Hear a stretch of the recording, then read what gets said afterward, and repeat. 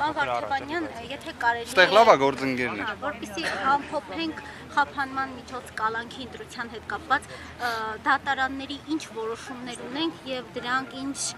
հետևանքներ պիտի առաջացնեն։ Եթե դժվար չի Շատ լավ։ Գործընկերներ, տեսեք, 2025 թվականի հունիսի 18-ին ես նաև դատավորներին անվանական կնշեմ, որ բոլոր դեպքերում ավելի հստակ արձանագրվի։ Երևան քաղաքի ընդհանրավարության քրեական դատարանի դատավոր Կարապետյանի կողմից բացառապես մեր ձևով կմասնակցենք Մայրաթոռի պաշտպանությանը հարցազրույցի համար կալանքը կիրառվում է Սամվել Կարապետյանի նկատմամբ 2 ամիս ժամկետով։ Դատարանը գտնում է, որ հիմքերի տեսանկյունից առկա է խոչընդոտելու ռիսկը, սա ինքնին աբսուրդ է արդեն, դրա մասին դժվար է խոսելը, բայց ինչև է, դատարանը գտել էր, որ իբրև առկա է խոչընդոտելու ռիսկ, հարցազրույցի նկատմամբ, որը զննվել էր, գտնվում էր քննիչի չհրկիզվող պահարանում, մինչ օրս էլ ընդեղ է։ Այնուհետև գտել էր, որ իբրև կա թաքնվելու ռիսկ, այն պարագայում, որ Սամվել Կարապետյանը հենց ինքն էր ինքնակամ ներկայացել։ Նշված դատական ակտի դեմ ներկայացվել էր վերաքննիչ բողոք, Արմեն Դանիելյանը այն իհարկե մերժել էր եւ դրանից հետո դարձել է Վճռաբեկ դատարանի դատավոր։ Սա փաստերի քրոնոլոգիան էր։ Նշված որոշմանը հաջորդել է կրկին միջնորդության ներկայացում, որը ներկայացվեց օգոստոսի 11-ին, քննության առնվեց արդեն հակակոռուպցիոն դատարանում, քանի որ կար նոր մեղսագրված տնտեսական բնույթի մեղադրանք, եկեք իր անունը դնեմ տնտեսական բնույթի մեղադրանք համար 1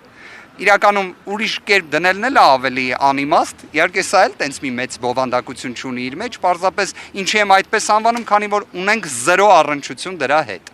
թե մեղադրանքի, թե տվյալների տեսանկյունից։ Դատավոր Դավթյան Տիգրանը քննության առնելով նշված միջնորդությունը բավարարեց այն, 2 ամսով երկարաձգեց կալանքը, կրկին գտավ, որ առկա է իբրև խոչընդոտելու ռիսկ էլի չհրկիզվող պահարանում գտնվող տեսանյութի վերաբերյալ, գտավ, որ առկա է թաքնվելու ռիսկ, բայց միաժամանակ արձանագրեց, որ տնտեսական բնույթի մեղադրանք համար 1-ի տեսանկյունից չկա հիմնավոր կասկած։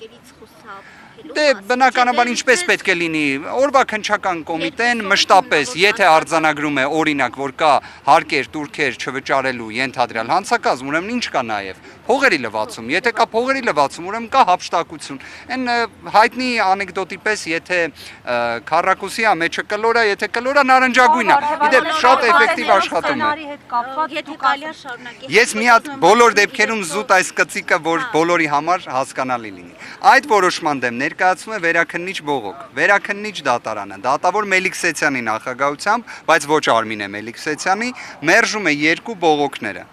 Այսինքն տնտեսական բնույթի մեղադրանք համար 1-ի վերաբերյալ լինում է 2 դատական ակտ, որ հիմնավոր կասկած չկա։ Դրա դեմ ներկայացվում է Վճռաբեկ բողոք։ Վճռաբեկ բողոքից մինչև որևէ նորություն լինի, նորից ներկայացվում է միջնորդություն կալանքը երկարաձգելու վերաբերյալ։ Արդեն հոկտեմբերի 11-ին։ Հոկտեմբերի 11-ին դատավոր Դոլմազյանը որոշումը հրապարակվում է հոկտեմբերի 16-ին, քննության առնելով նշված միջնորդությունը, կրկին արձանագրում է տնտեսական բնույթի մեղադրանք համար 1, համար 2-ով հիմնավոր կասկածների բացակայությունը, այնուհետև արձանագրում է, որ խոչընդոտելու ռիսկը որպես այդպիսին առկա չէ։ Դրա դեմ ներկայացվում է կրկին բողոքներ, ներկայացվում է մեր կողմից դատախազության կողմից։ Նոյեմբերի 13-ին դատավոր Կարեն Ամիրյանը վերաքննիչ հակակոռուպցիոն դատարանի գտնում է, որ դատավոր Դոլմազյանի կողմից տնտեսական բնույթի մեղադրանքներով հիմնավոր կասկած չհաստատելը առավել քան հիմնավոր էր։ Ինչպես նաև արձանագրում է, որ կալանքը չի կարող այլևս նույն կերպ երկարաձգվել։ Սա արձանագրել է վերաքննիչ հակակոռուպցիոն դատարանը։ Վճռաբեկ դատարանի որոշումը վերաբերում է դատավոր Դավթյանի, դատավոր Մելիքսեցյանի կողմից կայացված դատական ակտերին տնտեսական բնույթի մեղադրանք համար 1-ին, այլ կերպ ասած, այսօր 2025 թվականի նոյեմբերի 17-ին 0 իրավական հետևանք ենթադրող որոշում է։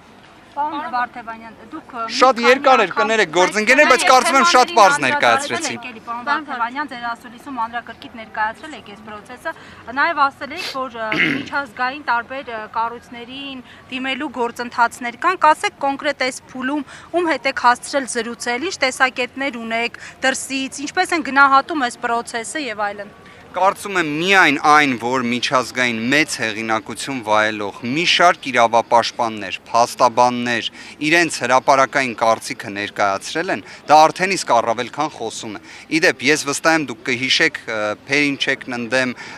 Շվեյցարիայի գործը Մարդու իրավունքների եվրոպական դատարանում, որի շրջանակներում Հայաստանի Հանրապետության շահերը ներկայացնելու գործին ներգրավվել էր մեծագույն համբավ ունեցող փաստաբան Անգլիայից, Մեծ Բրիտանիայից Ջեֆրի Ռոբերտսոնը եւ Ամալ Քլունին։ Ջեֆրի Ռոբերտսոնը հրապարակավ իր դիրքորոշումը Սամվել Կարապետյանի մեղադրանքի վերաբերյալ, քանիցս ներկայացրել է։ Ես ինքս պատիվ եմ ունեցել իր հետ մանրամասն խոսելու նշված գործի հանգամանքների վերաբերյալ, մի տևական ժամանակ պահանջվեց, որ ինքը ի վերջո պատկերացնի, որ իսկապես նման քրեական հետապնդում կա, որ իսկապես Հայաստանում խոսքի ազատության պայմաններում կարող է լինել նման քրեական հետապնդում, որ իսկապես Հայաստանում մեր ձևով կմասնակցենք Մայր Աթոռի պաշտպանությանը հայտարարության համար, մարդը 5 ամիս կալանավորված է։ Սա է այն իրականությունը եւ վստահ եղեք միջազգային բոլոր կառույցների համար էլ առավել քան ընկալելի է։ Ինձ առաջնային հարցերից մեկը դեռ սկզբնական փուլում որ տալիս էին, ասում էին լավ, կարծես Հայաստանի Հանրապետությունը որոշակի առումով ժամանակակից երկիր է, չէ՞։ Ձեր քրեական դատավարության օրենսգրքում այլ խափանման միջոցներ բացի կալանքից չկան, որովհետև իդեպ ես քանիցս սրա մասին խոսել եմ։ Սոմալիում էլ կան այլընտրանքային խափանման միջոցներ, բայց նաև Հայաստանում կան այլընտրանքային խափանման միջոցներ։ Հիմա ո՞նց է ստացվում, որ օրինակ տնային կալանք, գրավ, վարչական հսկողություն, դրանցից ոչ մեկը չի կիրառվում Սամվել Կարապետյանի նկատմամբ արդեն 5 ամիս։ Եթե միայն այս ցուցիչը ֆիքսեն գործընկերներ, բավարար է արձանագրելու համար, որ սա աբսուրդ է, սա քաղաքական հետապնդում է եւ իդեպ սա էլ թույլ տվեք ասեմ, քանի որ շաբաթ օրը դրա մասին խոսել էինք, այսօր նոյեմբերի 17-ն է եւ այսօր Սամվել Կարապետյանի թե անձնական ազատության հարցն է քննության առարկա դառնվում, թե իր սեփականության իրավունքի հարցը արդեն իսկ դարձել է եւ հանրային ծառայությունները կարգավորող հանձնաժողովի կողմից հերթական աբսուրդային որոշումն է կայացվել, աբսուրդային, որքանով որ հասցրել եմ հետևել այս ժամանակահատվածում, վստահ եղեք, դա ի վերջո բողոքարկման ենթակա որոշում է, վստահ եմ այն բողոքարկվելու է եւ վստահ եմ այդ առումով էլ հետաքրքիր զարգացումներ կլինեն։ Պարոն Վարդանյան, քննչական կոմիտեի ղեկավար անդրադառնալով այն գործին նշում էր, որ իրենց համար հիմք միայն Սամվել Կարապետյանի մեր ձևով եկեղեցու գործերին միջամտել արտահայտությունը չի հանդիսացել, իհարկե չակերտներ իրենք շատ չեն կարող բացել, օպերատիվ տվյալներ են ունեցել։ Այդ օպերատիվ տվյալները փողերի լվացման, հարկերը, турքերը թաքցնելուն են վերաբերում, թե այլ բաներ էլ, այլ օպերատիվ տվյալներ էլ կան, որոնք չեն հրապարակվում։ Գիտեք ոնց, հաշվի առնելով, որ իրապես այնպես է ստացվել, որ նախկինում իր անվանումը կոչվում էր Պեկի քննչական վարչություն։ Հիմա այս գործը քննում է Պեկի քննչական վարչությունը։ Դուք պատկերացնում եք օրինակ փողերի լվացման ենթադրյալ դեպք, որը զուգորդվում է իշխանությունը բռնությամբ զավթելու կոչով։ Հա, օրինակ, չգիտեմ, եկամտահարկի հաշվետվությունը ներկայացնելու շրջանակներում մի հատ էլ կոչ է կատարում եւ այլն։ Սա ինքնին ծիծաղելի է, բայց ես կռահում եմ նաեւ թե ինչ կարող է նկատի ունենալ պարոն Պողոսյանը, բայց առիթից օգտվելով եւս մեկ անգամ նշեմ, պատկերացրեք մեր գործով վարույթ իրականացնող մարմինը 53 քննիչներն են։ 53 քննիչներից մեկը քննչական խմբի ղեկավարն է։ Քննչական խմբի ղեկավարի կողմից առնվազն կարծում եմ թե իմ թե նաև ձեզային շատերի գնահատմամբ ունենք անգործություն, որովհետև 5 ամիս քննել մեր ձևով կմասնակցենք եկեղեցու պաշտպանությանը նախադասությունը եւ դատարան այն չուղարկելը, մեղմ ասած խոսում է նրա մասին, որ մենք կարծես թե ջանասիրության հետ խնդիր ունենք։ Հիմա մենք օրինակ պարոն Պողոսյանին, քննչական կոմիտեի նախագահ Պողոսյանին, այս գործով քննչական խմբի ղեկավար Պողոսյանին պատասխանատվության ենթարկելու, վարույթից հեռացնելու նման հարցերով միջնորդություն էինք ներկայացրել, որը ինքը հասցեագրել էր հենց այն պարոն Պողոսյանին, ում վերաբերյալ դա գրել էինք։ Նա էլ իհարկե մեզ պատասխանել էր, որ ոչ մի հիմքեր չի տենում ինքն իրեն վարույթից հեռացնելու վերաբերյալ, ինչը կարծում եմ կանխատեսելի էր։ Թևանյան, այ ասում եք մի բան մոռանանք այդ տնտեսական հանցագործությունները, ենթադրյալ այդ մեր ձևովի ժամանակ դրանց մասին խոսք չկար, բայց կային քաղաքական պրոցեսներ, իշխանություն եկեղեցի հակամարտություն, հնարավոր է որ օպերատիվ տվյալներ կան գործում, որոնք վերաբերում են Սամվել Կարապետյանի մասնակցությունը եկեղեցի իշխանություն